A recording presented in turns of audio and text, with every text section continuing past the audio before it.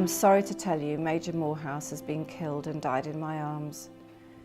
We just brought his son in mortally wounded, and he expressed a determination to go back and fetch a doctor.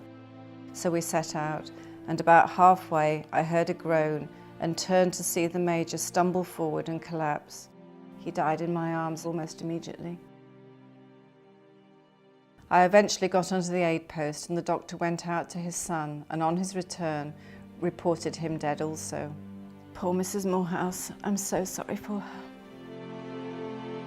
What I imagine is the telegram, because you could have perhaps coped with one death, but to cope with losing your husband who was only 48 and your son who was 22, and for my grandmother Marjorie to lose father and brother, and for both of those bodies never to come home, never to be found, lost in the mud. My grandmother, even when she was 80, would weep.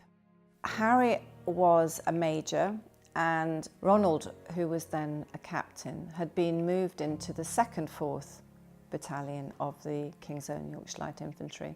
He was relatively happy there, but he did say in 1 or 2 letters, I look forward to getting back. With Daddy, he called him Daddy, still called him Daddy.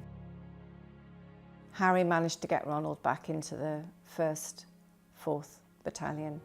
And if he hadn't, well, we don't know for sure, but if he hadn't, my feeling is that neither of them would have died, because Ronald would have been in the 2nd 4th and he would have been doing some other mission, and Harry wouldn't have had to leave base camp and go and find him. So we would have those 2 people, and we don't.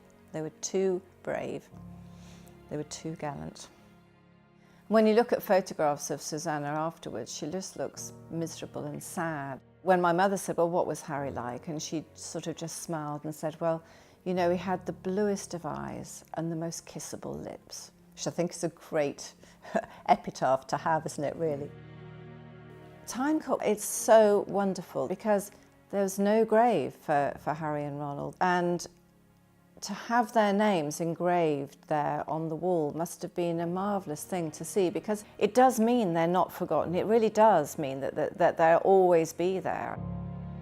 I think they were remarkable people. And that's just not me talking as a, you know, as a great-granddaughter wanting them to be like that. I think they really were remarkable men.